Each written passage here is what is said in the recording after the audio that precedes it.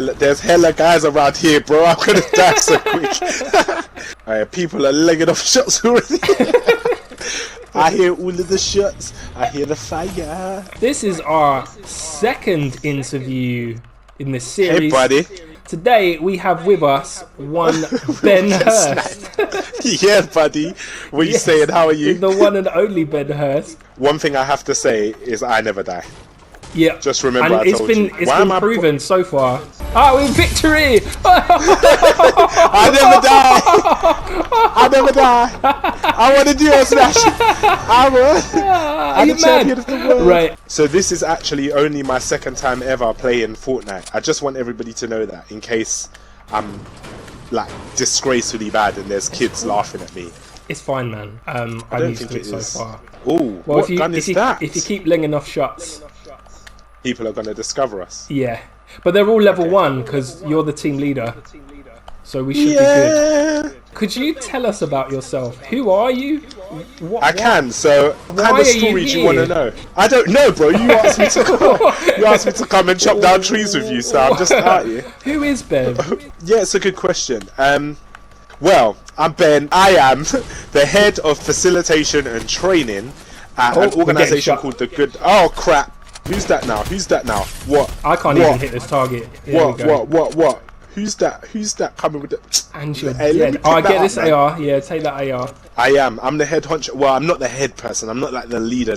But my job title has head in it. That is the first lesson today. If you ever get a job, make sure they put head of something in your title. Because it makes you sound hella important. Absolutely. Yeah, so I'm the head of facilitation and training at the Good Lad Initiative, which is an organisation that works in schools and universities and like workplaces to talk to men and boys about masculinity, which is actually dope. It's quite jokes. It's quite a funny job.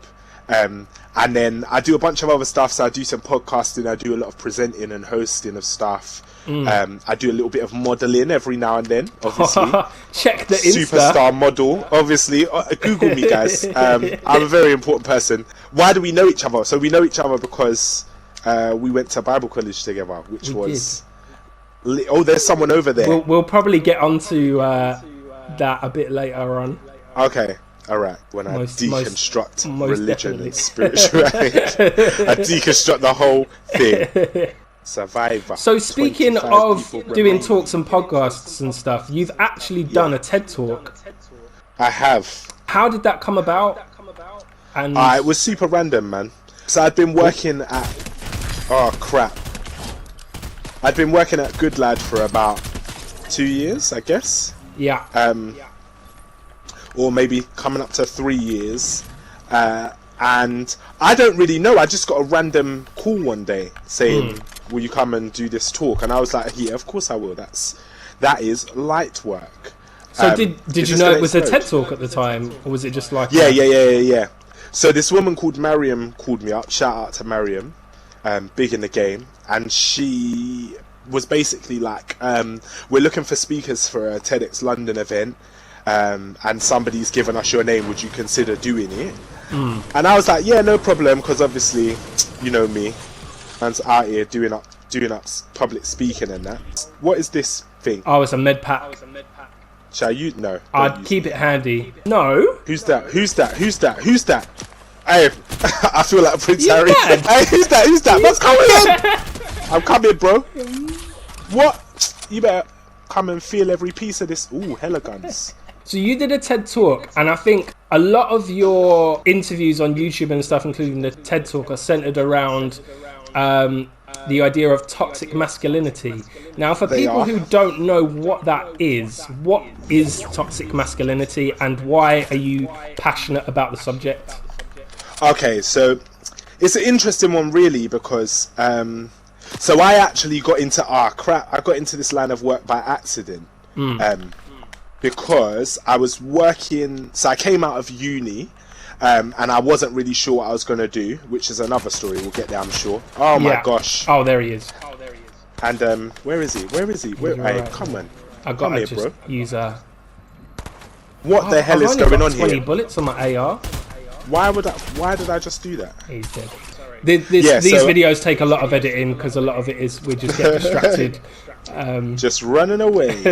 Yeah, so I came out of college and I wasn't sure what I wanted to do, but I knew I wanted to work with young people, obviously, because that's what we studied. Yes. And I was like, oh, what am I actually going to do here? And I decided that it would be, the best idea would be to go into education in some form. So I decided I was going to go and work in a school. Two of my sisters were teachers. And I was like, yeah, I'll go and work in a secondary school. That's calm. And so I ended up being a cover teacher, which was like one of the most brutal jobs ever. And I just basically had to pretend to be a psycho for 2 years. Like I just had to. And then I left that job and I went to a charity where I was teaching sex education. Yeah. Which was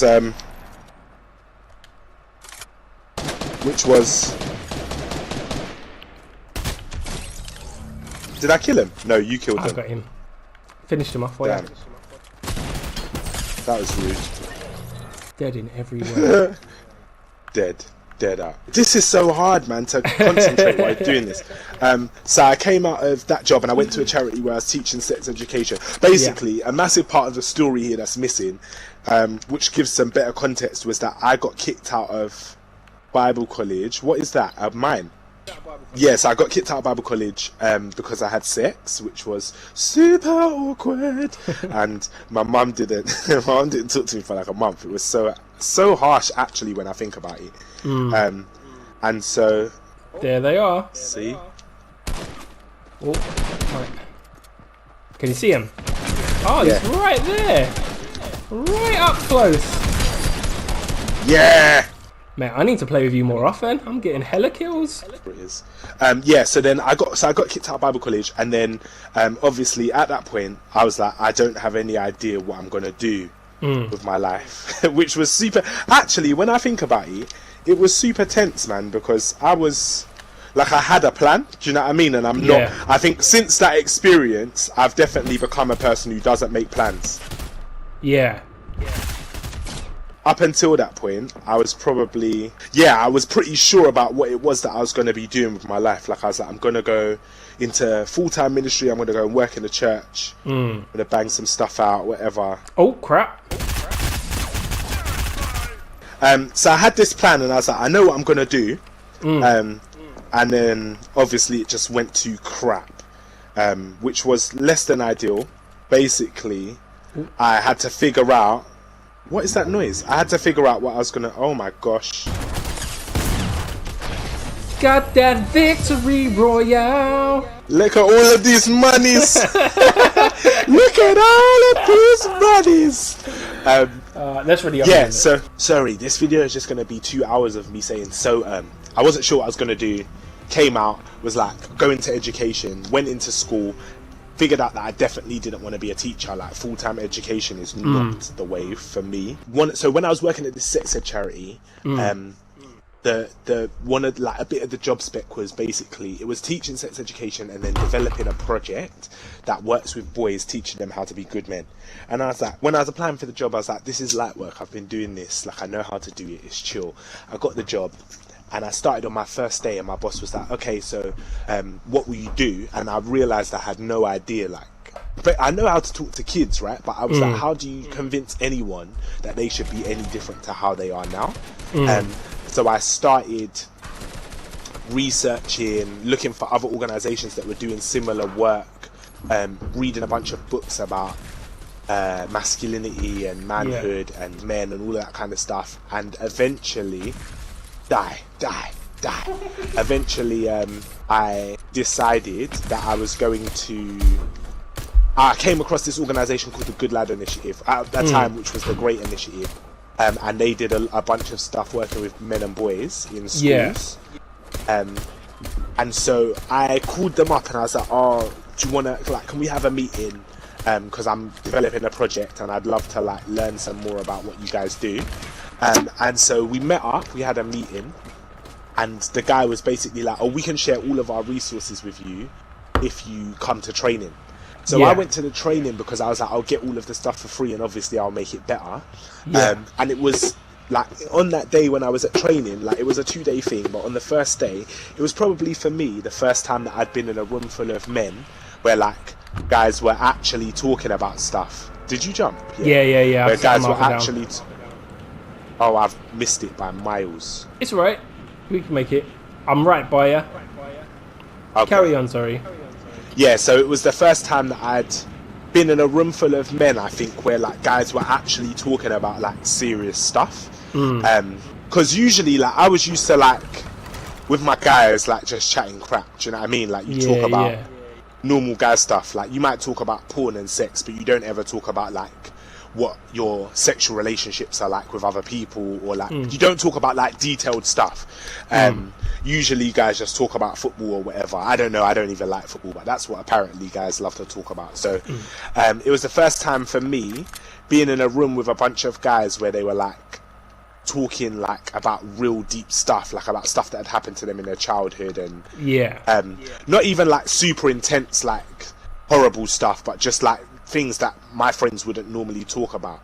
And it was really cool. Like I really enjoyed it. And then the second day of training, like we learned how to talk to kids about the same stuff we'd been talking about. Right. So stuff like, why don't guys cry? Or do we think that women are treated fairly? What are the good things about being a man? What are the bad things about being a man? If you could change stuff, what would you change? What would you want it to look like? That kind of stuff. And it was super interesting and actually really fun. So I trained with them, and then I started volunteering, and I was volunteering for about a year, like going into schools and delivering workshops to kids. Is that the storm, bro? What is going on here? No, we're well inside the circle, we're fine. But yeah, that what you can see outside is the storm. Okay. Yeah, it was dope, and I was volunteering there for about a year until a job came up, and I really, at the time, like while I was working for this sex ed charity, on paper it was like the best job. Like it was like, oh, you just talk about sex all day and it's jokes and whatever. But my boss was like a bit of a tyrant. Right. She wasn't a very, well, not even that she wasn't a nice woman. I think that our working styles just didn't fit together. Do you know what I mean? Like I'm a very particular type of person. I'm super chilled, like super laid back, and really like the goal of my life is just to do as much fun stuff as I can possibly do. And she wasn't really about the funnies, man. She wasn't really, so after a while it just became a bit like I need to go somewhere, I need to leave. And I'd applied for maybe 2 other jobs, but I didn't get them. And then this job, I applied for it, and it was like perfect for me, really. Like all of my experience up until that point, and I'd be able to do a good job there. So I started working for the Great Initiative, and the job that I got there was to run a project, so a pan-European project, so with an organisation in the Netherlands and one in Sweden, called Imagine, which was about like teaching boys throughout Europe about masculinity. So I started doing that, and that was dope. And then I did that for 2 years, and then my job title changed to Head of Facilitation and Training. Right. So now I do that. And it's a small organisation, it's like 6 or 7 of us. Yeah. So like when you work for a company like that, like your job changes all the time. Like you just do whatever needs to be done, really. Yeah. Where are you? Down this hill? Yeah, I've been trying to find guns. Have you got any guns? Nah. Oh, man, I got a launch pad. We'll find you some People are dying. People are dying with a shotgun. Someone's killing big. You're over there. I thought you were just on top of this hill. If I die, avenge me, bro. Of course. So yeah, that's what I do now for work, amongst other stuff. Like I do a bit of podcasting with some of my friends. I got like some panels and stuff, and then I do like some more like serious diversity inclusion work. Right. So like anti-racist work in corporates. So I did at the moment one of our jobs is with Disney. I've got some guns in here, bro. Yeah. Did you say Disney? Yeah. That Disney cropped up in the last interview. This is because they run the world. Yeah, man. Look, there's a gun in here. I kind of want to address the elephant in the room for some of our listeners who might, or viewers rather, who might watch this, being on a they might be thinking, this is a Salvation Army interview thing. Why is he talking about sex? Well, it's because it's real, bro. It happens. Sex is real. It's what happens, B. Back to kind of Bible college. I mean, you say you got kicked out for having sex. I mean, would you say you are still a Christian now? Obviously, we've had this conversation before. Like, would you identify as a Christian now, or would you say you've kind of left that behind? I wouldn't say. No, I wouldn't say. Sorry, I'm trying to focus on how you're that's fine. knocking this ceiling down. I'm looking up, know man. You look up. Oh, sick. Yeah. So I wouldn't necessarily identify as a person of faith at the moment. I wouldn't say that I'm a Christian, and I think for me, like, that's been a real long journey. Why are you crouching? I like to crouch. Yeah, people can't hear your footsteps as much. Okay. Yeah, but for me, I would say that has been a real journey. I guess through faith. Okay. And yeah, because there was a time. So I remember being in Bible college. There was a period of time where I was like, I definitely believe this. What is this thing? Fishing rod? No, don't want that. Where I was like, yeah, I definitely believe this. I guess what it was I was studying theology, and there were, for me, and I think a lot of people say this and they don't really know what they're talking about, but for me there was things that didn't necessarily make sense, and it wasn't like stuff in the Old Testament about like God said this and then he said this and it was a contradiction. Like, I'm not personally the type of person that really cares about that stuff. For me, it was more that the mandate for the church, or like what I read the Bible and therefore believed Christians and the church were meant to be doing, didn't seem to be what we were actually doing, and I found that really confusing. I remember reading a book called The Irresistible Revolution by Shane Claiborne. Yeah, my guy, young Shane. And I think, I don't remember who gave me that book. I think it might have been Russell Baker, who's a legend in the game, and if people don't know about Rusty, they need to get to know. Yeah, so I remember reading this book and just thinking for the first time, like, I knew I wasn't crazy. Do you know what I mean? Like, reading the book and thinking, this is right. Like, we are supposed to, like, actually practically look after poor people. We are supposed to protect the most vulnerable people in our society. Like, we're not meant to just enjoy the spoils of our life without any kind of... Oh, Storm is shrinking. Yeah, we got to move. Yeah, we were in college, and I remember doing, like, we were studying these modules like Jesus in the Gospel, and like for me it was this moment of kind of realizing that Jesus was actually like this radical, like, revolutionary political leader, like figure in his time, who was like just against institutions, against like Pharisees and Sadducees and the formalized order and way that things went. Like there's a story, I think it's in Matthew, where the guys are about to stone, basically all of these religious leaders are about to stone this woman because she's been committed adultery, and they were, at the time, like, they were within their rights to do that, right? Like, they weren't doing anything wrong. But Jesus was like, nah, you lot are moving mad. And the other time when they're in the temple and they're doing all of this trading, and Jesus walks into the temple and he's like, this is a house of prayer, bro, what are you doing? And like starts throwing tables around and that. And I remember reading all of that stuff and thinking, why are you throwing that stuff at me? Because it'll give you a shield. I'm looking I remember reading all of that stuff when I was young and thinking, oh, it doesn't really make sense. What is this thing that I've picked up? Yeah, but for the first time, probably being in Bible college, that kind of stuff started to make sense to me. But it just wasn't very compatible with the type of life that people were telling me to live. Do you know what I mean? So what kind of life were people telling you to live? Well, essentially, like, we were gonna, as far as I was concerned, I was gonna leave Bible college and go and work in a church. Yeah. And it would be super chill.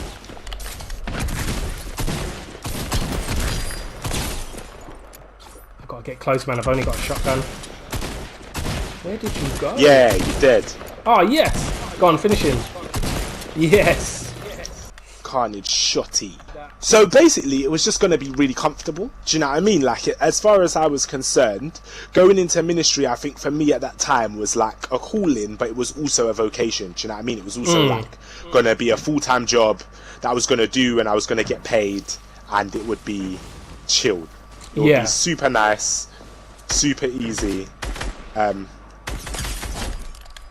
Who is that, and where are they? Oh, they're over here. Over where? There you go. Gotcha. Where are they, Karen? Oh. Where are you? Got him. Man's over here with all the straps and the ammo and that. Where are you? And why do you exist? Oh, you're on the hill. Oh! No. Come over here. I'm coming. I'm coming. Chosen one! I'm coming. I'm coming. Chosen one. How do I get up there? How annoying. So yeah, we're talking about compatibility with, I guess, lifestyle. Yeah. So would you say that is that lifestyle is Christianity, or is it a Western, what the Western society perceives as what Christianity should be? I would say Western society perceives Christianity in a way that I don't believe is what it's meant to be. And I just believe that it's meant to be like justice for the poor. Where are they? Oh, I'll ping him. I'm just healing up because I'm nearly dead. So would you say you're more have a kind of a more of a liberation theology? Yeah, I would say so. Yeah. So I'm just, because you say you're not a Christian anymore. You've kind of he's the last guy. Do you want to pop at him? Where is he? Right here, behind this rock. Oh, he's swimming to me.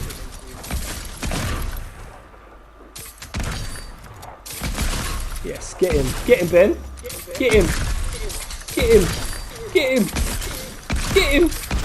Yes! Did I kill him? Yeah!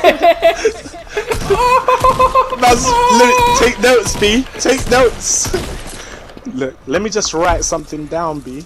Oh, I eliminated 2 people, bro. But I would definitely say towards a liberation theology. So a theology that doesn't believe. This is what I wrote my dissertation on in my 3rd year after I'd been kicked out. Was on the Gospel of Matthew, and whether the idea of the kingdom of heaven was, or the kingdom of God was meant to be in the future, or it was meant to be now. Right. And the idea of the now but the not yet. So like the job of the Christian is to live in a way that brings the kingdom of God to earth, rather than to live in a way where you're just waiting to be in the kingdom. Yeah, so there's that kind of, I guess, almost apocalyptic theology where this earth is going to be destroyed anyway. Yeah, there's no point in doing anything here. You just got to live your best life until you die or Jesus comes back and you end up there. Yeah. Which for me like leads to this really like weird theology where we're basically saying like luck of the draw, deal the cards you were like, play the hand you were dealt. And if you were born in England into lower middle class, upper middle class, whatever, into a decent family with decent wealth, like you're really fortunate, and that's a blessing from God, and everybody who's poor just has to deal with it, but when they die they can go to heaven if you tell them about Jesus, which to me just seems weird. Like I get it, but it seems like 1, really convenient, and 2, like it doesn't resonate with me as an individual. Like I feel bad. So it's like if you're born poor, sad for you. You need to. But also like that's a blessing. Do you know what I mean? Because then you get to learn lessons that other people don't get to learn. But I just think that's bull. That when I hear that kind of stuff, I'm like, nah, B. So when I had come back from Bible college, like I was doing this thing called Metro with one of my friends, which was like a community project that worked with children in poor communities. So like we would work on so in the area that I live in, there's an estate called Loxford Estate, which was like at the time was one of the poorest wards in the country, right? And so we would do like we'd work in Loxford, and we just ran a kids club and a breakfast club and a homework club, and did like basically youth work with the kids there. Took them to Fort Park, did stuff with them on the weekends. Like every Saturday morning we'd have stuff, and some of the kids came to church because they wanted to. Some of the families started coming to church. But for me, are we jumping now? Jump now. Yeah, for me, that was like what the gospel was meant to be. Do you know what I mean? That was like living it in action. And I think I did that for a couple of years, but I kept like getting in trouble also because I really believed like the Bible. So I really believed that like if I did something wrong, I needed to be honest about it. I needed to own up to it. And for me, after a while, it just felt like I was getting scapegoated and getting in a bunch of trouble for stuff that like everyone was doing, but most people was just lying about. So would you say? I think I kind of got to the point where I was like, don't want to do this anymore. But I don't think necessarily the way that I've been living has changed. Do you know what I mean? Like I feel like if Jesus is real, like he'll be relatively happy with me. So do you think that you felt like the church was punishing you for doing what you're supposed to do, in the sense of like if you've kind of messed up or you've sinned, you've gone to confess it and say, look, I'm struggling with this, whereas the people who are actually doing that aren't owning up to it and they're like getting past the jobs and stuff? Yeah, well, do you know what? It's not even a like it is that to an extent, but I don't want it. Like I think what I had to deal with for a long time was being this person who just sounded bitter all the time. Do you know what I mean? Like I think I just sound mad, like because I had a bad experience and I feel like I was dealt with unfairly. But that means that you always sound like you're just upset all the time, like 100% of the time. And so, did you leave some for me? No. Oh no, sorry. Come on, let's go find you a chest. Be careful, because I found another chest. I heard another chest. There you go. Thanks, bro. There's a shield for you here as well. So do you think you've kind of... Because obviously I think it's fair to say that you've been treated unfairly. Yeah. But do you think you've moved past that? Oh yeah, definitely. Do you know what it was? Is for me, there was like I've just turned 30, so well not just anymore, but I turned 30 in April. Club 30, bro. And for me, Club 30. For the longest time, basically for like my whole 20s, I just felt like a waste man. Like I just felt like, what is this? But yeah, so I think essentially for me, I felt like a bit of a pagan. Do you know what I mean? Like I just felt like a bit like I failed and I'm a failure and I'm gonna be a failure and there's no recovery from it. Yeah, it turned out to not be that way, and I feel like also because a lot of that time was like me wanting to be somebody who was like me really wanting to be somebody who had a positive impact in the world. Do you know what I mean? Like I wanted to like help people and do stuff, and I just spent a lot of time thinking that for whatever reason, like whether it was because I was having sex or whatever it was, like God wasn't going to let me do that, and God had something against me and had it out for me. Do you know what I mean? And that was like a weird dynamic to like, so would you say that you're kind of moving away from Christianity as a lifestyle and a faith was to do with like you can't see why in the cosmic scheme of things why things that everyone did was considered so bad? So like the church has quite a reputation of, you know, you don't have sex unless you're married, don't watch this, don't do that. No. So would you say kill him, finish him off?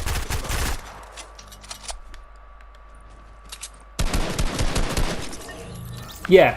So would you say I that? heard the beat. I was like, give me that, Mike. Because I remember listening to like Richard Dawkins and reading his books. Yeah. Well, what seems to be his big issue with Christianity is that God, who created the universe, is obsessed with things like sex and how we use our genitalia. Yeah. And would you say that's kind of your position? Yeah, well, I can definitely say 110%. I don't think God cares about that stuff. Okay. Not that God doesn't. Sorry, I take that back. I'm not saying I don't think God cares about it. I do want to say a disclaimer. Yeah. You can say whatever you believe on this show, because it's about. I wouldn't be interviewing you if I didn't care what you believed. Yeah. And I think, although we might disagree on issues, I think it's important just to share where you're coming from, because I feel that. a lot of people, well, the people, especially young people in their 20s and stuff like that, and even earlier and older, are leaving the church in droves. And I think not talking about it doesn't stop that from happening. Yeah. Do you know what I mean? And I think it's important to hear from people like yourself. And this isn't a space for me to like argue with you or anything. It's a space just to be heard and to understand where you're coming from. Yeah. So then I guess my response to that is that I don't think that God doesn't care about sex, because God very clearly cares about sex. He has stuff to say. Well, if you believe the Bible is like... Yeah, if you believe the Bible is true. Yeah, he's got a lot of... How do you explore this thing? The reload button. Why? Yeah, so I think that basically what I see when I read the Bible is like there are guidelines on the healthiest ways to have intimate relationships with other people, and I think if you follow those guidelines, you'll be better off for them. Do you know what I mean? Like if you are gonna be, if you're gonna marry someone, you're gonna be a husband. Then it's probably better to not have an affair. Do you know what I mean? Like it's probably better to like have a commitment to to another person where you honor that person, you treat them well, love them in the right way. And I don't think there's any problem with that. But what I have a problem with is like people that's the hill that people want to die on. Do you know what I mean? Like people will die on that hill. Like will argue that until the cows come home, when actually like the reality of this is that guess what? You're about to die. Sorry, oh no, I'm protecting you. Thanks. Oh, I got another guy in the distance. Yes. I'm gonna die. Oh no, got one. There's one behind. I've got a medical pack if you want. I'm gonna. Oh yes, yes. Yeah, it just seems weird that that's the hill that people are gonna die on when like on a very like meta level, like the church is as an institution in the West, like is an organization that exists within a capitalist structure, and capitalism to me is inherently violent. Do you know what I mean? Like it's like we know that thousands and thousands of people are dying because of the ways that we're going on. Like people are dying from my iPhone. Do you know what I mean? And Christians don't have anything to say about it, but they're gonna kick guys out for like.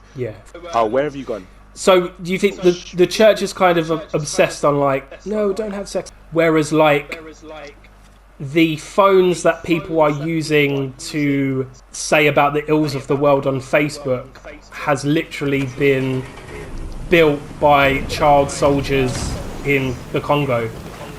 Yeah, and they don't see like an irony to that. It just it seems like a little bit off to me. Do you know what I mean? Like I just think, well, almost like, isn't it convenient that like we only care about the things that are like really easy for us to police in other people, and then the actual things that like really drastically impact the world, like we're not that bothered about. So case in point, like the Black Lives Matter stuff that was happening the other month or like a couple of weeks ago, George Floyd, and the protests. I logged onto Facebook, and I don't really go on Facebook, but I logged onto Facebook, and what I saw to me was appalling, because I saw a bunch of people that like I'd studied with, that I'd ate lunch and breakfast and dinner with like people that I'd lived with who Follow me. were either silent, either saying nothing, or chatting absolute crud. Like I saw people talking about Winston Churchill was the greatest prime minister this country's ever had, and like people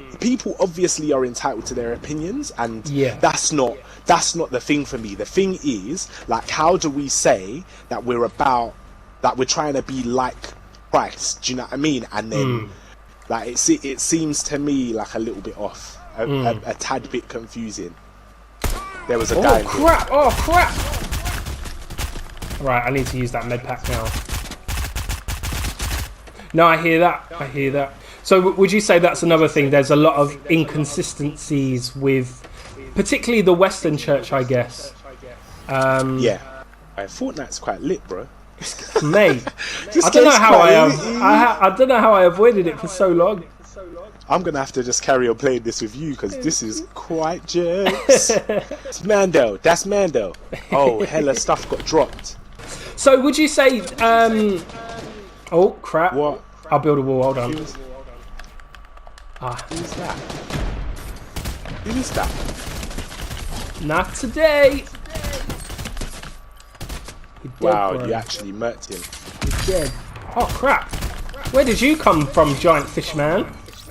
Would you say you still believe in God and Jesus, just not mainstream Christianity's or evangelical Christianity's interpretation of it, if that makes sense? Yeah. So for me, I guess the one thing I've always maintained is belief is not something that you switch on and off. Do you know what I mean? Like, it's not something that you can control in that way. Okay. As far as I'm concerned. So I don't think like you opt in to believe in like fundamental truths about the gospel. I feel like those things resonate with you or they don't resonate with you for a number of reasons. Do you know what I mean? Maybe it's to do with the way that people the way that people around you in your community live. Maybe it's to do with like moments of revelation that you've had or experiences like supernatural experiences or whatever.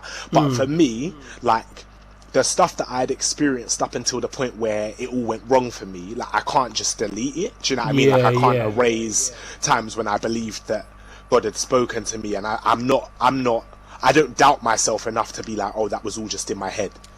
Right. So you believe those experiences of God were real? Yeah. Yeah. I believe that they were experiences of something, right? And what is that? The storm. Oh my gosh. What the heck? Sorry, yeah. So you believe your experiences of God, even though you don't hold the kind of evangelical view of God, you believe those experiences were very real and valid. Yeah. I'd have to say, like, sniper. They're like, up until a certain point, my experiences were experiences that I wouldn't be mad if my kids had. Do you know what I mean? Like, I'd be very happy and proud for my kid, or happy for my kids to experience the same stuff I experienced until maybe 21 years old. But who's that? I got you. Oh, you're handling yourself, man. I got you. Oh, built in front of you. Heal me, brother. I've got to be quick because they're going to come first. I've got a pack. You keep doing it. No, because you'll die. You can't use anything while you're down. Oh no! How did you get that? Sizzling, champ. One guy actually hit me with a sniper. A level flipping. What level was he? Wow, I don't know how I feel about that, bro. I'm a bit mad. That's actually wound me up a bit because I was having a good conversation and this was light work. You still believe in God? Would you say you still believe in Jesus and the whole evangelical view of the crucifixion, atonement, that kind of thing? Do you still believe that in that whole idea of redemption and fallen humanity?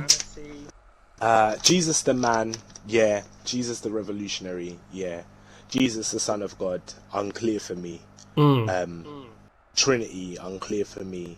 Like the exclusivity of the Christian and the Jewish faith is like where I get really uncomfortable. Like, one of the things that I was never really able to reconcile was like, me and my dad could live exactly the same life, and the difference between one of us spending eternity in hell and one of us spending eternity in heaven is whether we profess belief in Jesus and get baptized. And I like, I think it rings home to me because my dad is not was not a Christian, so right. I found that really hard. I found that really, really hard, and again, like I said before, it was one of those things that just didn't really resonate with me. But in terms of like, is there something greater than us in the universe? Is there something that interacts with us when it chooses to interact with us, that exists in the universe? Yeah, definitely. Like 100%, I've felt it. Do you know what I mean? Like, I know that that's there. I don't know what it is, and I don't claim to have the monopoly of knowledge on it. But I think that's what it is. Do you know? Like, I do believe that it is a monopoly of knowledge. Like, I believe that people claim they know the most and then use that to. Where did you say the jump point was? Okay. Yeah, it's right near the end. Yeah. Do you think it's possible to have a monopoly of knowledge on God, or do you think that it's possible to be, we are actually the closest ones to knowledge of God? Do you know what I mean? Or we're on the path to the right one. Do you know what I mean? No, I definitely believe that it's possible to be on the path to the right one, but I don't believe that that's what Christianity does or says. Do you know what I mean? Like, I think that Christianity in a lot of cases is like, we're in and you're out, and it doesn't. It's not, the claim of the faith is not a claim that's like, we're all in this together and we're all looking for God and we find him in different places. It's like, sorry, let's find you another strap. This nigga took order. This motherfucker. Yeah. The claim that Christianity is the only right one. Yeah, that's kind of what you have a problem with. Yeah. Like the idea of no one comes to the Father except through the Son being like or the claim that Jesus is the only way to God. Yeah, if you're following any other religion or no religion, that's it for you. Sorry. Yeah, and I think that I just feel quite uncomfortable with that idea. Right. Do you know what I mean? And it's not something that resonates with me on a personal level. Oh. Yeah. Which I think is fine. Like, have a what? A med kit. Oh, you have. Okay. Where are we going, bro? So it's interesting because it's something I've always struggled with as a Christian. Like, how does someone who may never have heard of Christianity at all, just go even if they've led a good life, or I guess a moral life, as you would say, if they didn't come to know Jesus before they died. And I think that for me is where I struggle with the idea of like original sin as well, right? Because it's like, I guess it's essentially saying no one can live a good life. Like, nothing that anybody does is good enough. The only thing that saves us is like our belief in this person who we might be introduced to or we might not. And if we're introduced to him in a good way, like, if we're introduced, so if you're like, for me, like, it's relatively easy, right? Like, because I was raised in a household where my mum was Christian, my dad wasn't. We went to church as a family, apart from my dad didn't really. You're done out here, bro. You are Don't done. need that assault rifle. Store my shrinking. Oh, there you are. No, I think these are really good things, and I think they are questions that have kind of been debated and discussed amongst theologians of not even Christianity, of different faiths as well, that claim kind of the universal truth. But no, I think because, but like, for me, my thing is that's what I was saying. Like, I was raised in a household that was like really healthy. There was no like abuse. There was no like nothing that would have turned me away from the God that people were telling me about. Do you know what I mean? But for the kids that like grow up in churches like where they're abused by their pastors, like that to me feels off. Oh shoot! Right. Yeah, it feels off, man. I'm coming. Oh, you got. I killed him. Yes. Fam, I was coming to help you, but you didn't need me. Yeah, and I think even in history, not just like singular pastors, I think in history the church has been responsible, been guilty, for massively. some serious atrocities.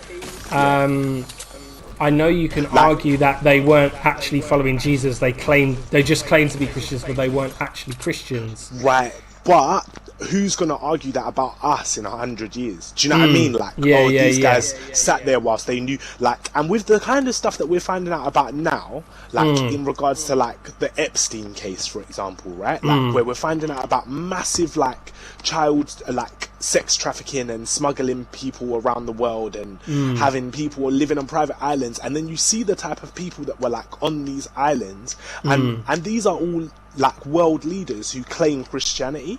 Do you know what I mean? And I think it's really easy to like take the moral high ground and be like, well, like I do bad stuff, but I don't do that, so I'm in and he's out. But like, who's really in? Like, because the one of the core parts of the belief is this idea that like no one is good. So it is only your faith in Jesus that saves you. But that just for me feels too convenient. I feel like it's a free pass. Do you know what I mean? And I feel like I've seen now at this point enough people who treat it like a free pass for me to feel like I'm gonna opt out of that. Yeah. Would you say that's more a criticism on vocal believers, or than a criticism of actual Christianity? So what I mean by that is like people who claim to be Christians and are just moving mad, but they think it's fine because they believe in Jesus. Do you think if Jesus is real and it's all real, Jesus is looking at them like, what are you talking about? Like, I guess that whole thing in like the Gospels where Jesus says that thing where people will say, people call me Lord, Lord, but I will turn around and say, I never knew you. Do you know what I mean? Like, do you think there's a difference between... But I guess that's what makes it difficult, isn't it? How do you determine who's the person who's BSing and who's the legit person? Yeah. Does that make sense? Well, yeah, it does, and I think that these are yours, bro. Oh, thank you. You did that. You did that, B. Do you want some ammo? I've got plenty. I do want some ammo. Quick, give me that.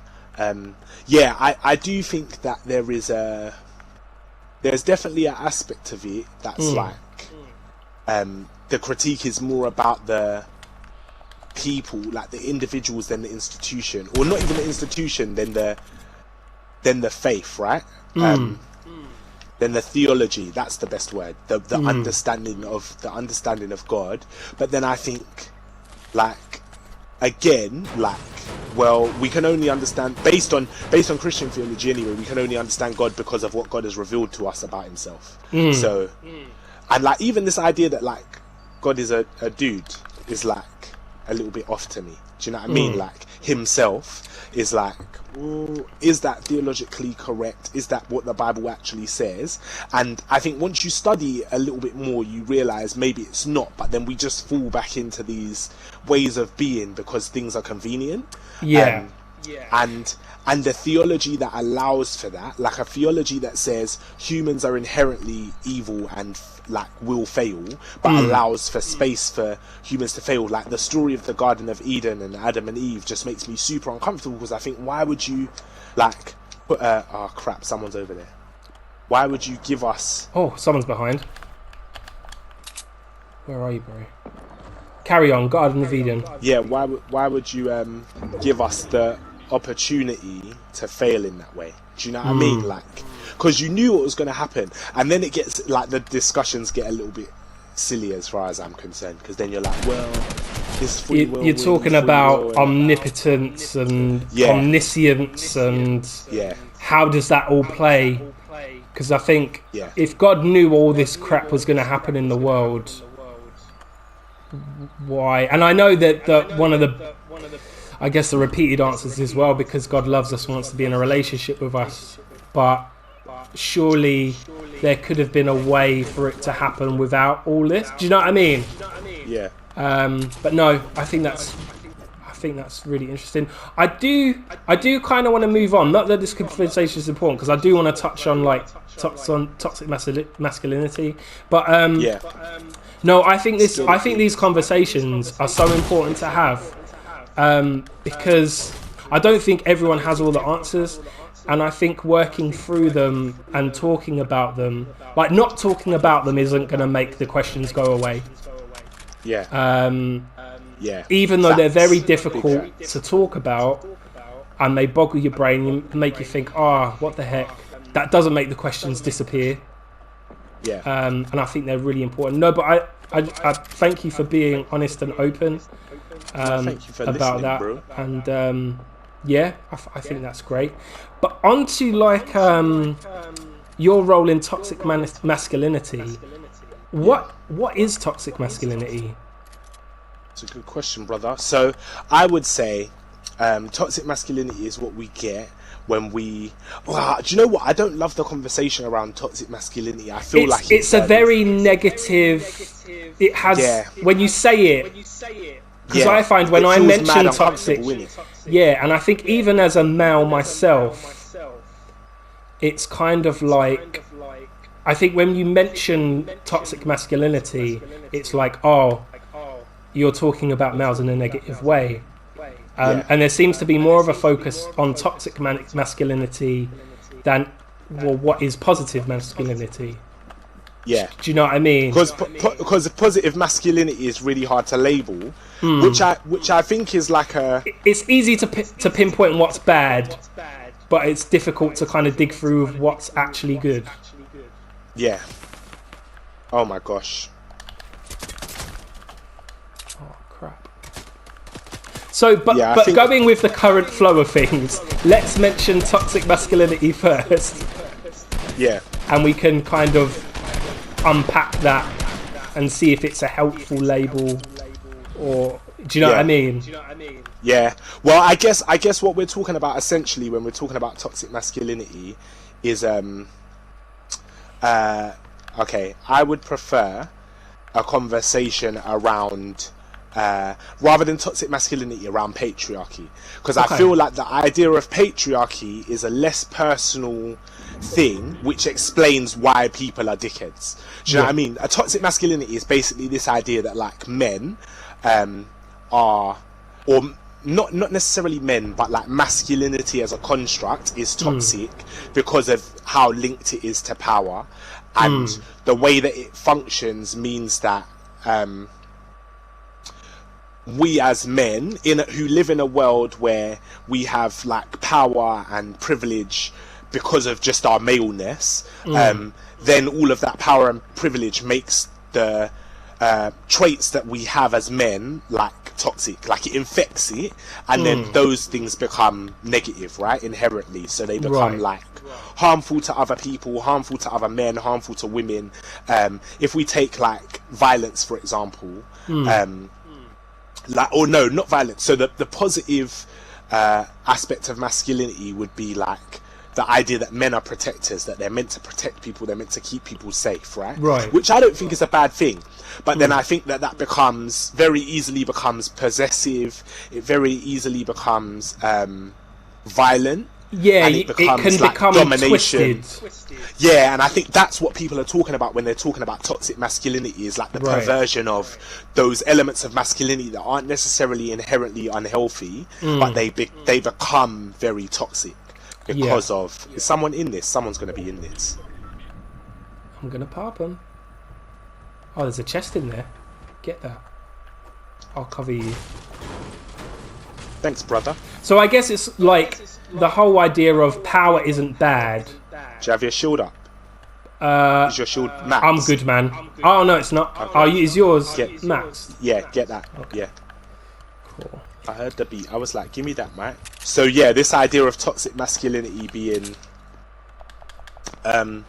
masculinity, which in itself as a construct shouldn't be like, they're just characteristics that we attribute to males, right? Like being leaders, being dominant, being but is that yeah, is that in itself is naturally problematic.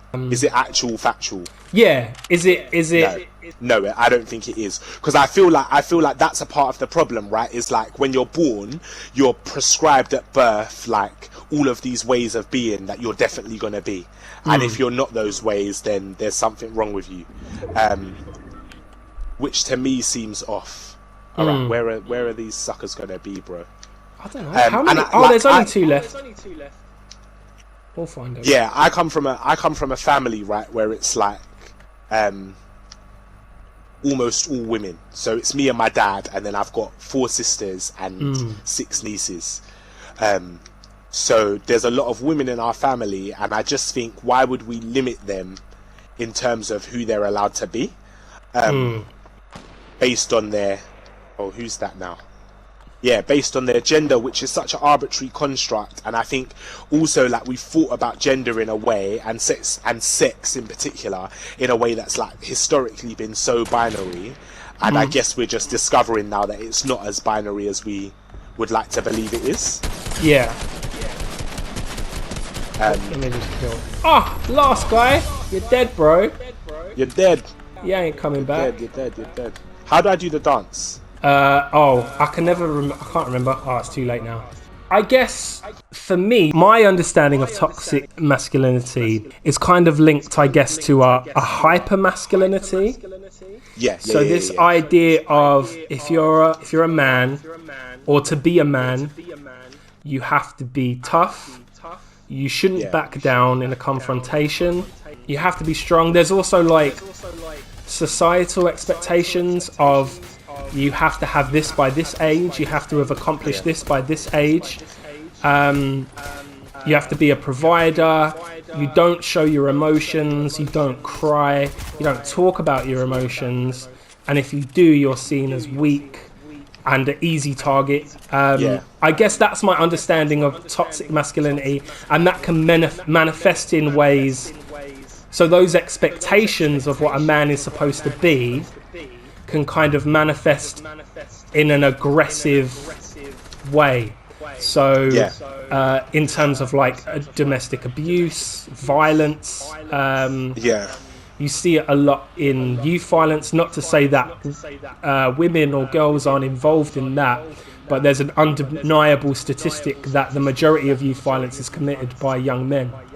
The majority of people in referral units and people being expelled from schools are boys, especially boys around 14, 15. I was checking out some statistics earlier that the 3/4 of suicide rates are male. So I guess that's my understanding of toxic masculinity, in the sense that those expectations can cause us to hurt others, but also hurt ourselves, and be so overwhelmed with those expectations of what it means to be a man that we kill ourselves because we haven't met those, or we become severely depressed and resigned and just, work our day job, come home, drink, play video games and repeat, and just kind of stay quiet. Do you know what I mean? That's my understanding. So please correct me if you think that's a wrong interpretation of what it is. Nah, it's definitely. I don't think there. Do you know what? I don't know if there are wrong interpretations per se. I think that it is. Do you want a gun? Yeah, I'd love a gun. Yeah, sorry. I think that. I guess an important distinction to make is that hypermasculinity is often viewed or portrayed as a negative thing, which it can be, right? But sorry, I ran away because you was like, run. That's cool.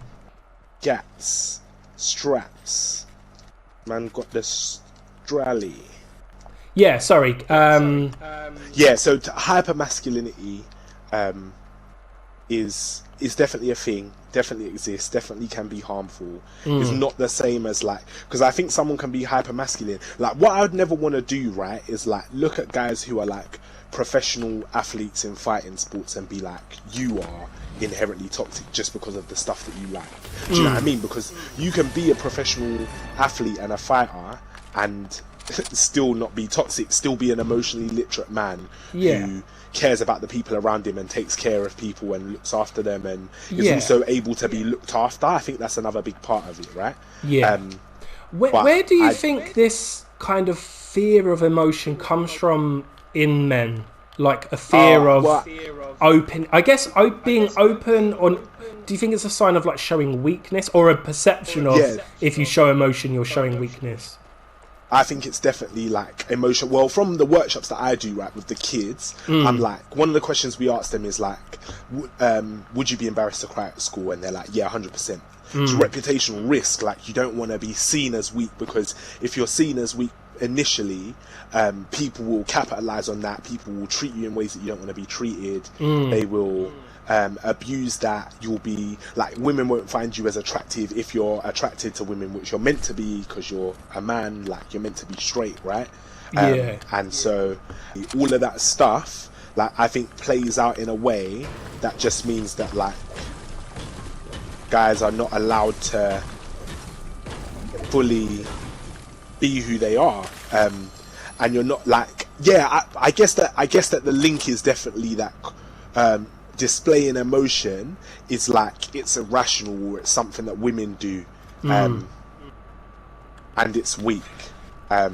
Do you think that's a cultural thing? Like, because I've never really thought about this, but do you think it's different in other cultures, or do you think it's you've got decoys, they're helpful?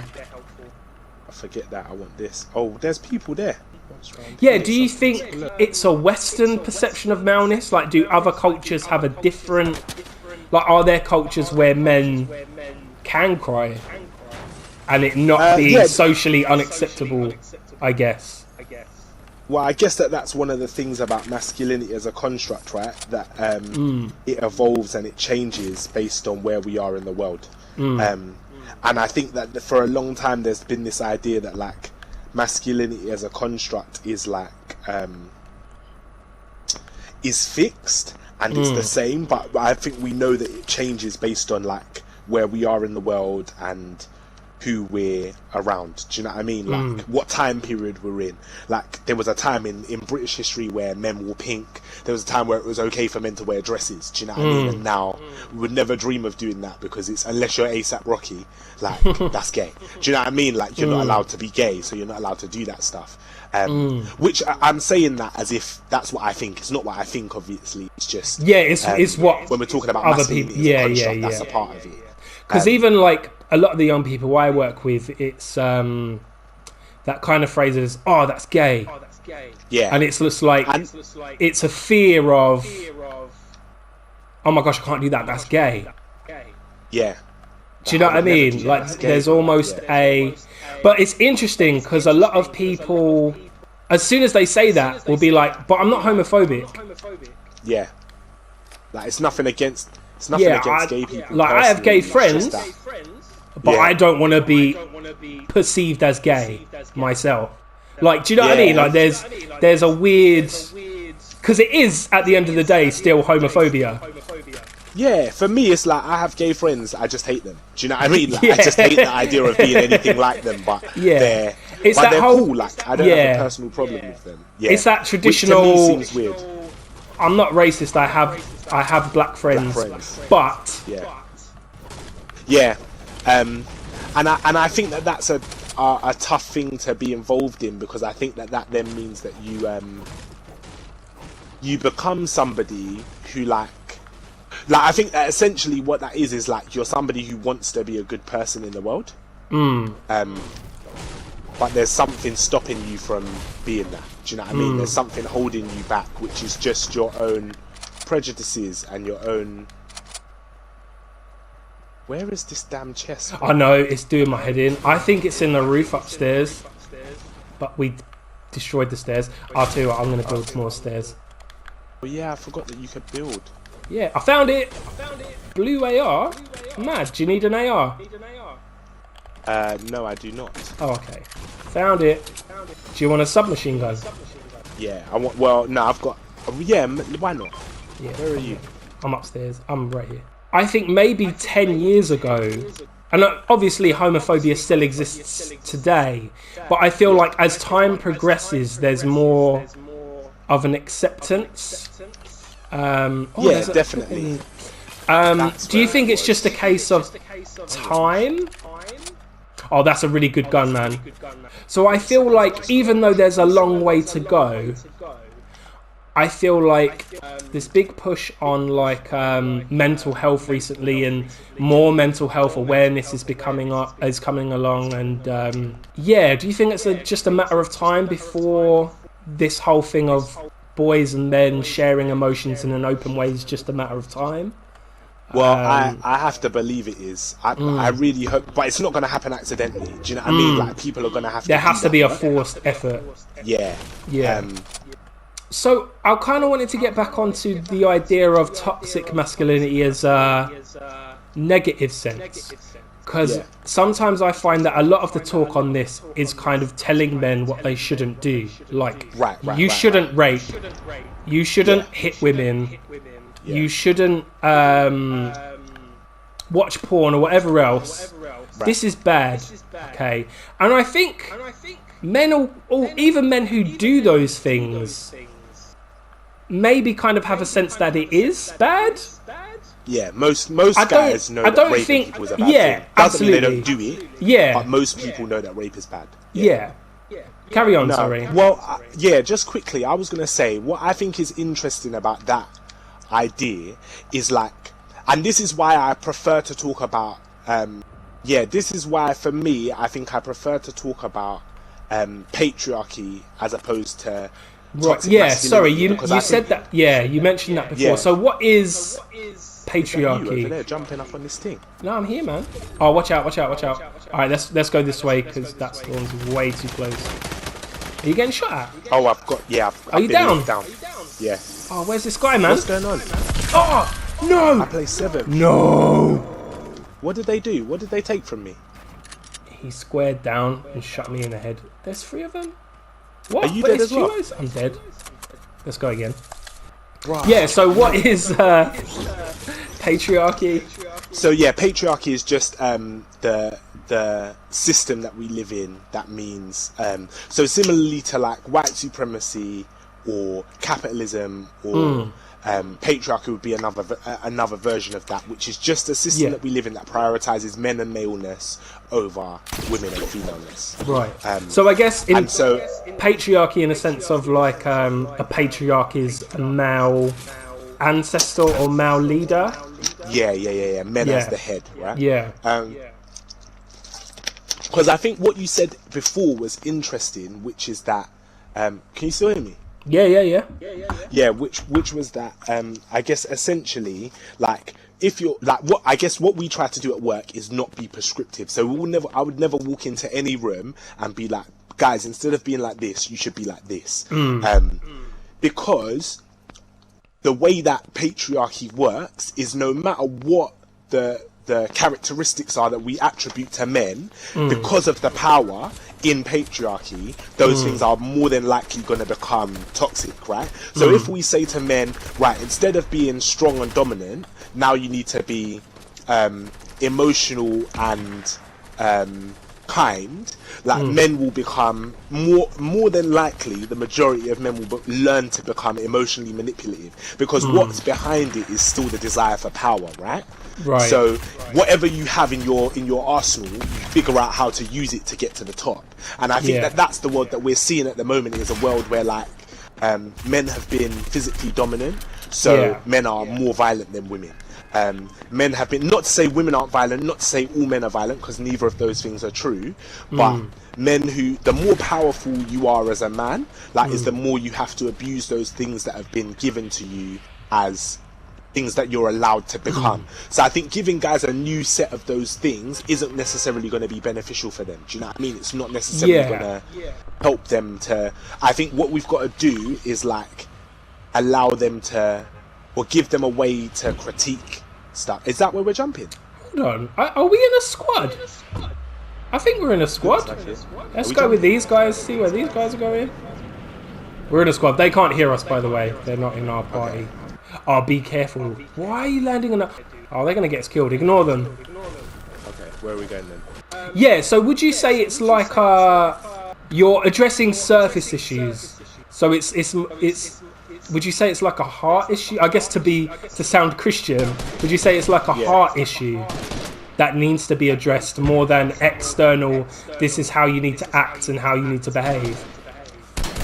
Yeah, definitely. I would say it's like the core of this is definitely about who we as men, I guess, want to be in the world. What is this thing and how do I kill it? I'm getting shot at everywhere.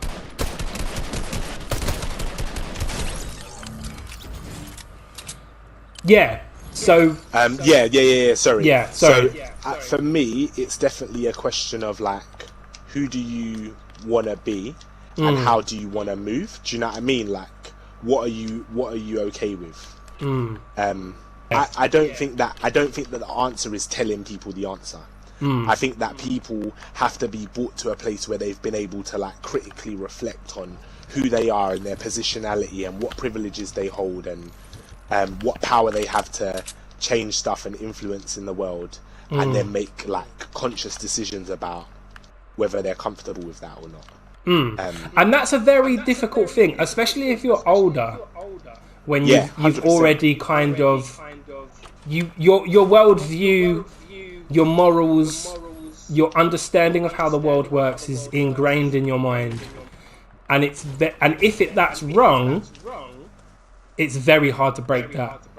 Even with young people who are like 14, 15, it's still very hard to break an ingrained mindset of what a man should be like. Yeah. I don't think these guys know what they're doing, man. Have you got a med kit, by the way? Oh no, I've got bandages. Never mind. I feel like I might be on the edge of dying here. Oh. Oh, watch out. I want that med kit though, bro. Not today. Sorry, what are we talking about? I have no idea. We were talking about toxic masculinity. Yeah. So you're saying, is it a thing where it's like got to be the heart? Yeah, I think that the core of the issue here is like the same with white supremacy, right? Like if you change the boundaries of like what whiteness is, so if you say, well, actually now being white is listening to hip hop, like whiteness is still gonna be whiteness. Do you know what I mean? Like it's still inherently gonna hold power over other people groups. And so until you give people the skills to like critique that and change it, it's not going to change. And so I think like what we've seen is like for a long time now, women have led the gender equality movement. Do you know what I mean? Women have been, and I think that women should lead it, because I think that oppressed groups of people should be the people determining how their oppression stops and what it looks like afterwards. But I think that men have often seen it as like not it is a woman's issue. Do you know what I mean? It's not really anything to do with us. It's not our concern, which I think is like really dangerous. Also, it's also harmful because like as a man who lives in this world where like toxic masculinity is what is the standard, like you're like really limited. Do you know what I mean? It means that you're not allowed to like be in touch with your emotions. Like if you take sex for example, one of the conversations we have at work when we're training volunteers a lot is like, if we define masculinity together as a group and decide what it is that we're talking about, and it's usually like something that's socially constructed, something that is a set of behaviors that we attribute to men and those who present as male or whatever, and then we say, okay, well, how does that as a construct, how does that play out in sex, for example? And we still go this way. We'll and say. I think like the list of things that guys come up with, and we do this over and over in training, but the list of stuff that they come up with is so bleak, bro. It's like dominance, control, power, having sex with loads of women, having multiple sexual partners, being good at sex, but there's very little in it to do with how do we get that. There's very little in it to do with. No, Carrot. Just jump down. You can get it. Go on. You have it. No, you get it. Merry Christmas. No, I don't need it. I don't want a pistol. I've got one. I've already got a good pistol. I don't really remember what I was saying. Oh, but if you think about sex, for example, I was saying, and we say, oh, how does masculinity play out in sex? Like, it's just so limiting, because it means that, like, you're not allowed to explore your sexuality. Like, women are given, like, and I hesitate to say women are given privilege, because I don't think that they are, but women, one of the things that the women do get, right, is, like, this ability to, like, figure out their sexuality. So women can, like, be intimate with other women without being considered gay. Yeah. Like, women are allowed to, like, kiss at parties. That's really interesting. Do you know what I mean? But as a man, if you do that stuff, you're instantly gay, and it's irrevocable. Like, you can never go back to being straight, which I just think is dumb, because then I think it's so much pressure, and it's no wonder men are so homophobic. Do you know what I mean? Because, like, the world is not set up for them to be free in that way. Which I think, is a bit of a problem. Yeah, no, I hear that. So, kind of what you're saying is, like, I think we better move as well. Obviously, I think there's a lot we still need to do in terms of gender equality for women, but there is that sense of women can be really friendly with each other, open up, cry with each other, but you wouldn't just be like, oh, they must be gay. Yeah. Do you know what I mean? And not to say... just be like, this is chicks. Yeah. But I guess it'll be interesting to know where that comes from in culture. Because obviously, like, historically, in terms of patriarchy and male dominance, but it's interesting how those attributes came under those things. Does that make sense? It'd be interesting to know why those attributes were assigned to this and assigned to that. Almost like sharing your emotions, and that is a weakness. Therefore, in the idea of patriarchy, obviously, in that mindset, the weaker gender will show those weaker attributes. Does that make sense? We ain't trying to do that. No way. Yeah, and by the way, just for our listeners, I'm not saying I believe in what I look at. I'm just, because I think people listening to it, these guys have some these guys are so bad beliefs. I can't believe it. Why are we listening to this? No, it's calm. Yeah, we're not misogynist. We're good, guys. Yeah. Like, we're on the good side. Hopefully, that's the thing. Is like, at the end of the day, you're on one side of history or the other one. You just gotta hope you're on the right side, man. Yeah, and unfortunately, even if you are on the right side of history, you may never find out if you are, because you might be dead. Yeah, it's very likely that you'll be dead if you're on the right side of history. To be fair. Oh, someone's in a helicopter. Oh, you can Is fly a that a helicopter. person? Next time we'll have to get a helicopter. One thing I did want to talk about actually is education and the school system. Yeah. So I work with a lot of young people who have been expelled and assigned to PRUs, and it's even looking at statistics in the UK. Majority of prisoners are male. Majority of people in PRUs are male. Majority of people with ADHD and stuff are male. Yeah. Is there a sense that society, education, and even the justice system are failing men? Well, so there is this idea, right? But I don't know if I think that society is set up for men to succeed.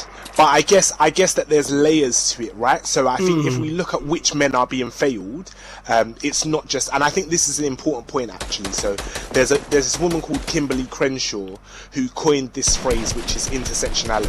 And intersectionality is basically the idea that, like, our identities as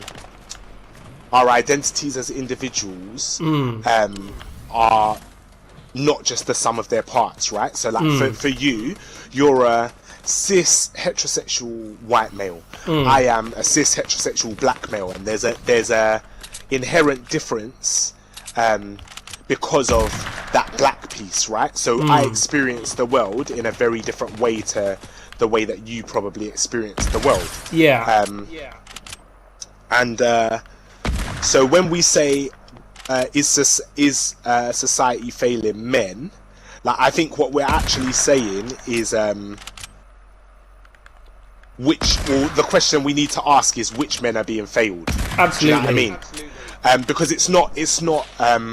So what's interesting is that I was looking at some statistics for a session we were doing with some young people, and I found it really interesting that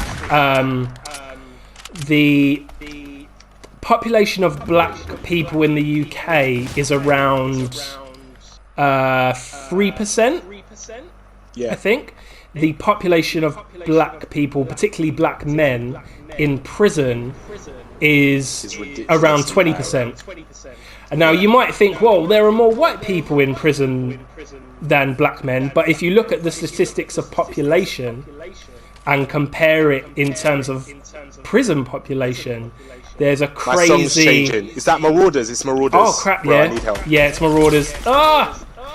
Go away, What man. do I do? Run or shoot them all down, but they're such a pain. Where are you? I'm coming up behind you. Oh, I see you, man. Yeah. Avoid. Actually, we're kind of stuck. We might have to fight them. Oh, great. Oh, no! Got me! Flipping it, they're right on top. Oh, man, I'm on 2 health. Yeah, so, what I was saying was... Yeah, so black people account for only 3% of the UK population, but they make up 20% of people in prison.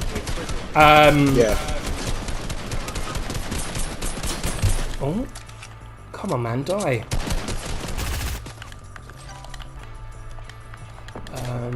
Are they all dead? No. No, they're up on that hill. Oh, there's one guy up here. Scheiße. Are you down? Oh, you're still alive? Yeah. Right, go under here. So I'm trying to think, what am I thinking? Oh, there you are, man. Yeah, give yourself away, bro. That's right. Careful. Oh, where's that medicine factory? Oh, he can build. This guy is a builder. I'm dead. Oh, you down? Shoot. No! Yes! Flipping. Oh, his friend's there. Crap. Ah! Sorry, bro, I'm dead. What's going on with the Are you dead as well? Yeah. Damn. Bad, yeah, so this is idea of, although the majority of people in prisons, especially to do with violent crime, are men, however, there's also a disparity in the sense of there's a disproportionate amount of black men in prison compared to the actual population of black people in the country. And a disproportionate amount of working class men in prison compared to the amount of people who are actually committing crime. Do you know what I mean? White males from a deprived area or poor area might say, why they could say, well, I experience as much discrimination as a black person because we're from the same class and social standing in terms of an economic level. Yeah. So how would I address that? Well, I think for me that the question there becomes like a question of, okay, cool, so why are you telling me that?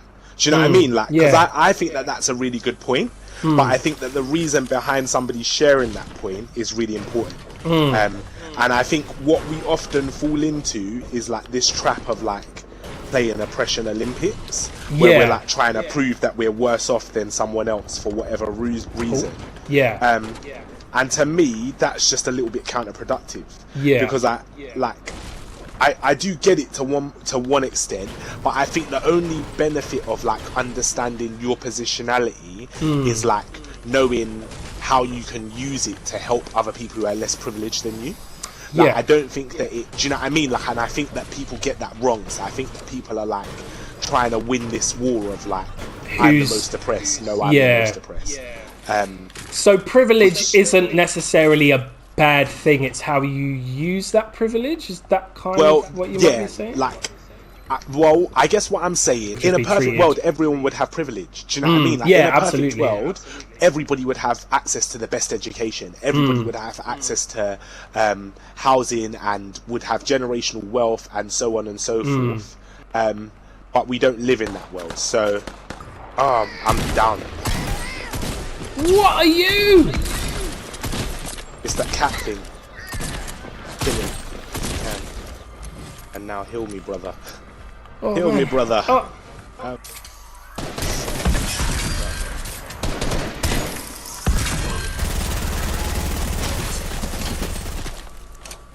The thing was, do you think society, in terms of education, the prison system is failing men when there's a disproportionate amount of men who are being expelled in the prison system? And then we got onto why there's a disproportionate amount of black men in the prison system. Yeah, and you were saying it's kind of nuanced. Yeah, massively. It's massively nuanced, and I think, like, do you know what I was listening to today? Yeah, I was listening to a episode of the Joe Rogan podcast with your boy Ben Shapiro on it. Do you know who Ben Shapiro is? Yes. Yeah, so I was listening to this episode, and I was like, I tried to, where possible, like, I tried to suspend my judgment and just like actually listen before declaring that this guy's a dickhead. And it was hard, bro. I can't lie to you. But I think what is interesting is, like, if you can just do that, right? If you can just like suspend your disbelief and like actually listen to someone's perspective, even though it's different to yours, for a couple of minutes, like, you learn so much. And I can't say that I oh, there you go. Thanks. I can't say that I need that to come down. Yeah, I can't say that I agree with him on loads of points, but I think that so the points about race, for example, were really interesting, because he was like, all of this stuff that people are talking about in America is a myth, and there is no disparity in race. There is no disparity between blacks and whites, and black people are actually just complaining they need to like pull up their bootstraps. But I just think like that's pretty objectively not true. Do you know what I mean? Like, I feel like you can only hold that belief if you choose to like intentionally misunderstand. Yeah. Which way am I going? All right, we need to go. Thanks, man. Oh, these team members aren't so bad. Oh, it's saying. And then he shoots me across the room. What are you doing?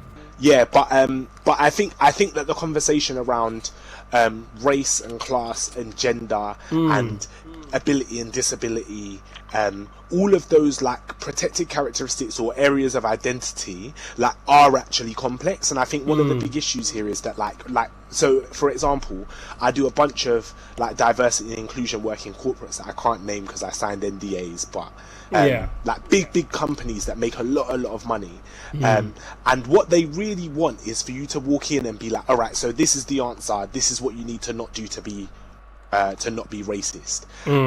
But there is no answer like that. Do you know what I mean? Because it's different. Like, the actual reality of it is you have to actually listen to the people who are being oppressed. And it's quite a on board. Symptom thing. So like, you can be like, this is how not to be racist. Don't say the N-word. Don't stereotype a group of people based on the colour of their skin, etc., etc. But it actually does nothing to address the systems that are in place that favour one skin colour above another. I'm dead. Oh no. Who are they? It's a whole I squad don't know. Are they bots? You're mad. Are they? Who, me? No, them.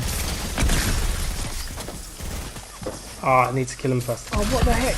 Right, I'm gonna try and heal you. Hopefully our team members don't die.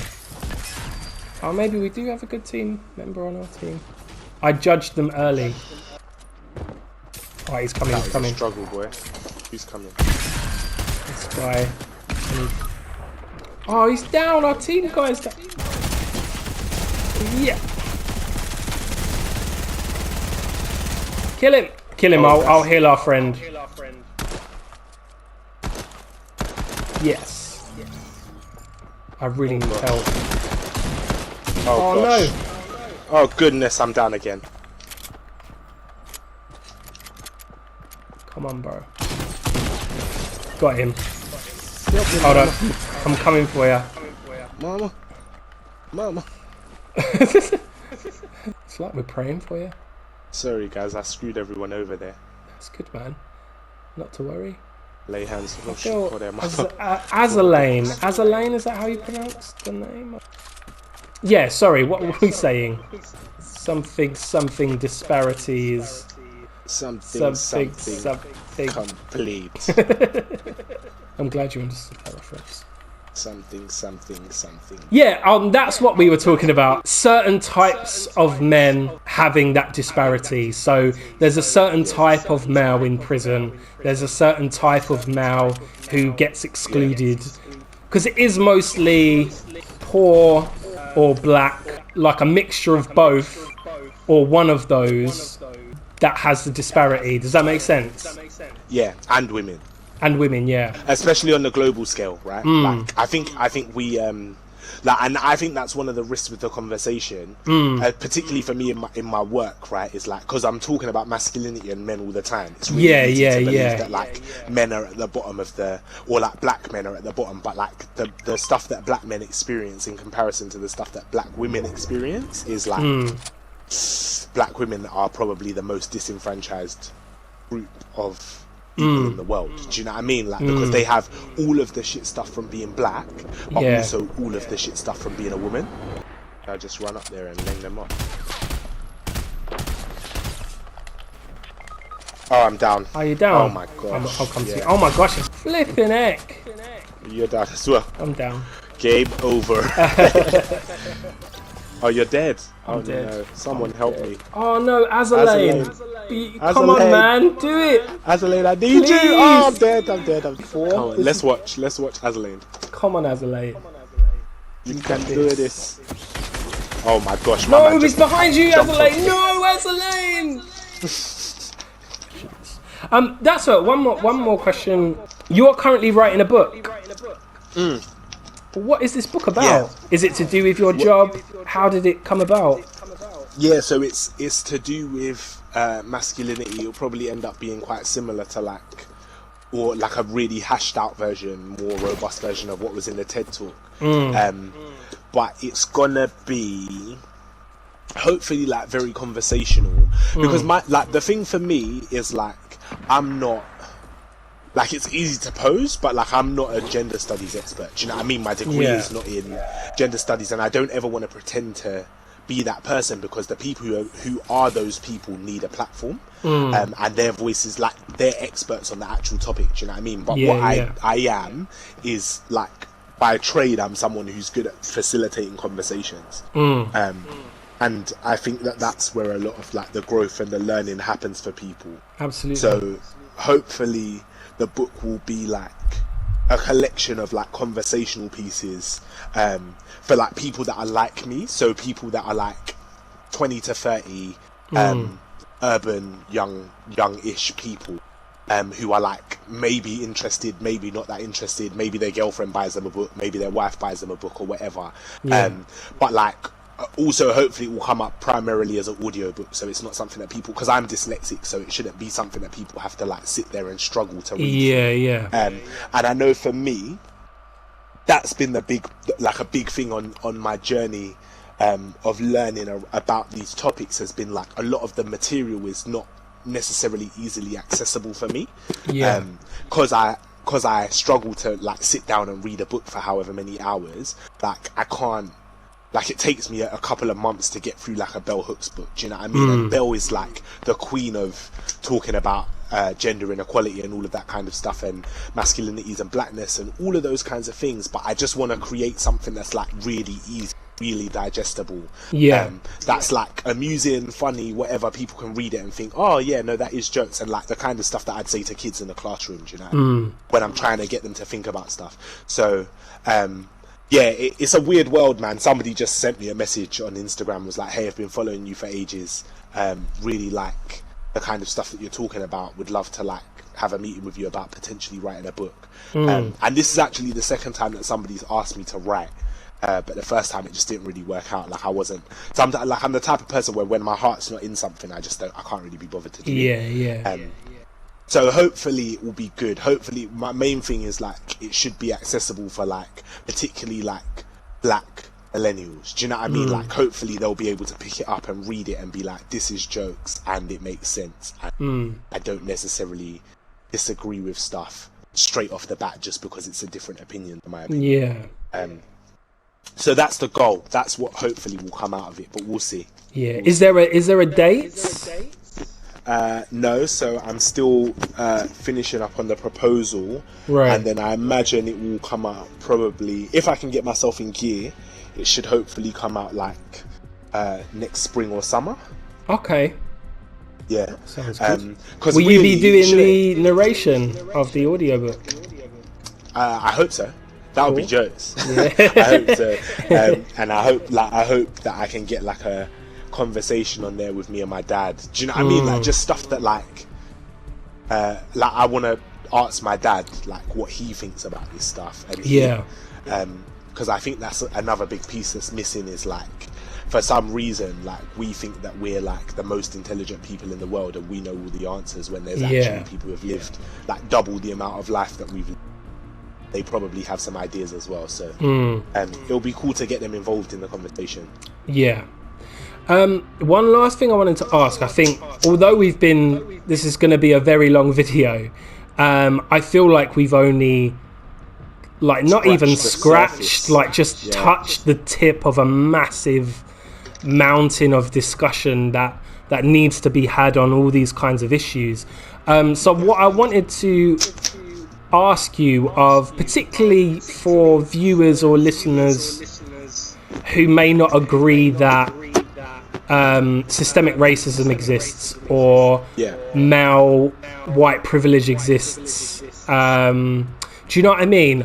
I guess I'm a firm believer in reading and listening to people who you disagree with to strengthen your own position, but also to have an open mind. You need to listen and read people who even kind of make you angry.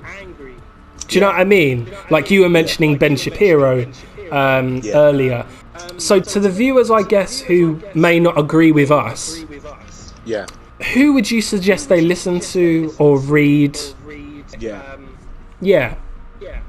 Well, do you know what? It's going to be a hard pill to swallow, because I think for and without being facetious, I think for people who don't believe that patriarchy and systemic racism are things that are at play, they're not going to have done the work to critique why. They most likely, and I can't say guaranteed, but they most likely haven't read many books by black female authors, right? But I think that, like I said before, they're the people who experience the most of those oppressions, so they probably have the most robust theory behind those oppressions. So I would say that's a really good place to start. I would say a good idea is to read. Bell Hooks has got loads of really good books, but two books that I'd recommend: The Will to Change and We Real Cool are really good books. I would say Akala's got a really good book called Natives about race. Very good. Afua Hirsch has got a really good book called British about race, specifically in a British context. And one book that I read that doesn't necessarily make it onto all of the lists, but is a really good book, is Why Are All the Black Kids Sitting Together in the Cafeteria, by a woman called Beverly Daniel Tatum. Which I think like really helped me to like ground my thought. And Angela Davis has got another really good book called Women, Race and Class, which is super interesting. And then Penguin did this series of books which are they're called Penguin Moderns. And they're like £1 a book. So Audrey Lauder's got a really good book called The Master's Tools Will Never Dismantle the Master's House, and James Baldwin has got a really good book called Dark Days, which are really good reads, and they're super short. So I'd say if you're a person who's listening and you think like, which I think is fair, like to think that people are making stuff up, right? But I'd say those are really good places to start, and also just to challenge yourself. Do you know what I mean? Like you said, like read stuff that like you wouldn't necessarily disagree with, and or you wouldn't necessarily agree with, and try to read it to understand rather than to read it to disprove it.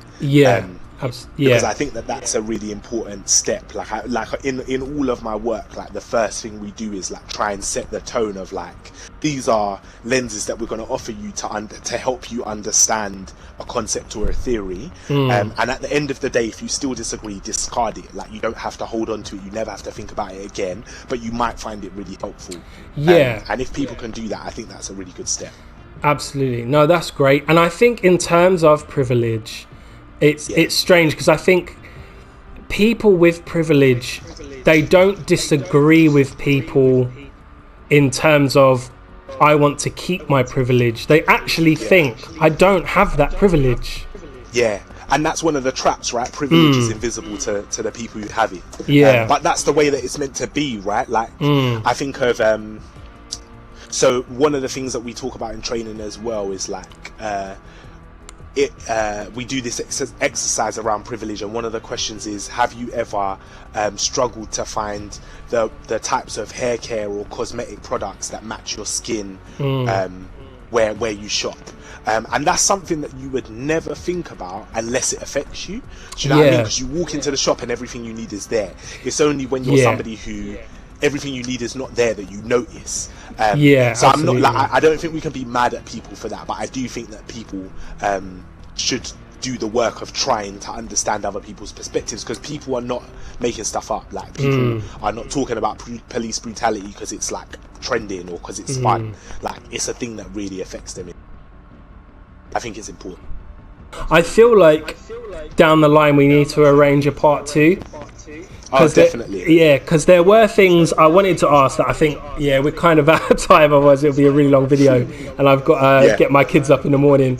But no, I really appreciate your time and everything you've said, and I really want to organise a part 2, because there's stuff I'm itching to talk about and discuss further and get deeper into, but definitely a part 2. Well, my guy, we need to play some more Fortnite, B. I need to get my levels up. You need to get Call of Duty Warzone. That is a game. That is a game. I might have to dabble in that when the PS5 comes out. It's over 100 gigs, so it's quite a hefty one. No, but I just want to say a massive thank you for joining, being on our second video, where at the moment we only have 23 subscribers.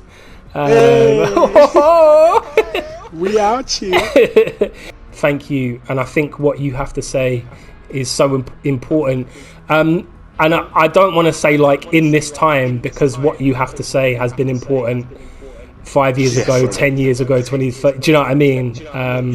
But I feel like people are more open now, or becoming more open to hear where you're coming from. Do you know what I mean? So and shouts really out to you, man, for using your 23 subscriber platform to highlight the issues, because honestly I think that's the first step, right? Is like, or the second step is, first step is understanding, and then the second step is doing something about it. And there are a lot of people who see the problem and also will acknowledge the problem but won't be moved to action. So I think that's really important. No, thanks, man. And anything else you want to say before signing? Anything you want to plug? No, not at the moment. Follow us on Instagram at Good Lad Initiative. Yes. And if you're a guy and you're listening to this, come and volunteer with us, man. It's jokes. And you is there a Birmingham branch? No, there's not a Birmingham branch, but we do training in the Midlands. We do workshops and training in the Midlands and down that side of the country. Cool. Thanks, man. If you come and volunteer with us, we can hook you up, hit you up. Sweet. No, thanks, man. Appreciate it again. This has been the second episode of the series I haven't been bothered to name yet. But Of nameless interview Fortnite session. But yeah, no, thank you very much, and goodbye. Hi, thanks for watching. Please do like, share and subscribe. We're a Salvation Army youth centre based in Aston, Birmingham in the UK. We run a whole range of different services and programmes for young people, including after school clubs and drop-ins, sports coaching, mentoring, school holiday projects, as well as nationally accredited qualifications in various art forms, including music production, digital art, illustration, comic creation and loads more. If you'd like to find out more about us, do follow us on Instagram and Twitter at Aston_614, and we're also on Facebook. Thanks for watching, take care.